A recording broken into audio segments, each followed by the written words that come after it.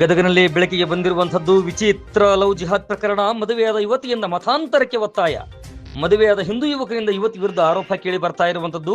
ವಿಶಾಲ್ ಕುಮಾರ್ ಗೋಖಾವಿ ಅನ್ನುವಂಥ ಯುವಕನಿಂದಲೇ ಇಂಥದ್ದೊಂದು ಆರೋಪ ಕೇಳಿ ಬಂದಿದೆ. ಗದಗ ನಗರದ ಗಾಂಧಿನಗರದ ಸೆಟಲ್ಮೆಂಟ್ ಏರಿಯಾದ ನಿವಾಸಿಯಾಗಿದ್ದಾನೆ ಈತ. 3 ವರ್ಷದಿಂದ ತಹಸೀನ್ ಅನ್ನುವಂಥ ಯುವತಿಯನ್ನು ಪ್ರೀತಿಸ್ತಾ ಇರ್ತಾನೆ. 2024 ನವೆಂಬರ್ನಲ್ಲಿ ರಿಜಿಸ್ಟರ್ ಮ್ಯಾರೇಜ್ ಕೂಡ ಆಗಿರುತ್ತೆ. ರಿಜಿಸ್ಟರ್ ಬಳಿಕ ಮುಸ್ಲಿಂ ಸಂಪ್ರದಾಯಂತೆ ಮದುವೆಯನ್ನು ಮಾಡಿ ಅಂತ ಒತ್ತಾಯವನ್ನು ಮಾಡ್ತಾರೆ. ಬಳಿಕ ಮದುವೆಗೆ ಒಪ್ಪಿರ್ತಾನೆ ಯುವಕ. ಚೆನ್ನಾಗಿರಬೇಕು ಅನ್ನುವಂಥ ದೃಷ್ಟಿಯಿಂದ ಒಪ್ಕೊಂಡು ಮದುವೆ ಕೂಡ ಆಗಿರ್ತಾರೆ. 2025 ಏಪ್ರಿಲ್ 25ರಂದು ಮದುವೆಯಾಗಿರುತ್ತೆ.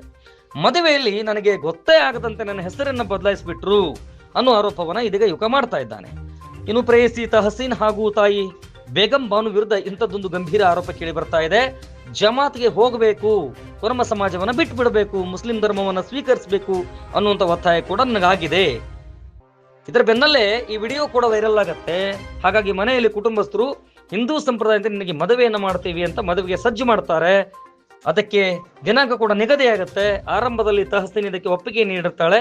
ಬಳಿಕ ಕುಟುಂಬಸ್ಥರ ಒತ್ತಾಯಕ್ಕೆ ಮಣಿದು ಇದೀಗ ಮದುವೆ ನಿರಾಕರಣೆ ಮಾಡಿ ಜೊತೆಗೆ ಯುವಕನ ವಿರುದ್ಧವೇ ರೇಪ್ ಕೇಸ್ ಹಾಕ್ತೀನಿ ಅನ್ನೋ ಆರೋಪವನ್ನ ಮಾಡಿದ್ದಾರಂತೆ. ಈ ಬಗ್ಗೆ ಯುವಕ ಇದೀಗ ಪೊಲೀಸ್ ಠಾಣೆ ಮೆಟ್ಲನ್ನೇರಿದ್ದಾನೆ.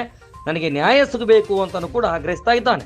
ಇದೆಲ್ಲವನ್ನು ನೋಡಿರುವಂತಹ ಗದಗನ ಹಿಂದೂ ಸಂಘಟನೆ ಕಾರ್ಯಕರ್ತರು ಇದೊಂದು ಲವ್ ಜಿಹಾದ್ ಪ್ರಕರಣ ಅಂತ ಆರೋಪವನ್ನು ಮಾಡ್ತಾ ಇದ್ದಾರೆ. ಹಾಗಿದ್ರೆ ಈ ಬಗ್ಗೆ ಯುವಕ ಏನ್ ಹೇಳ್ತಾನೆ, ಹಿಂದೂ ಸಂಘಟನೆ ಕಾರ್ಯಕರ್ತರು ಏನಂತಾರೆ, ಬನ್ನಿ ನೋಡ್ಕೊಂಡು ಬರೋಣ. ನಾವೊಂದು ಮುಸಲ್ಮಾನ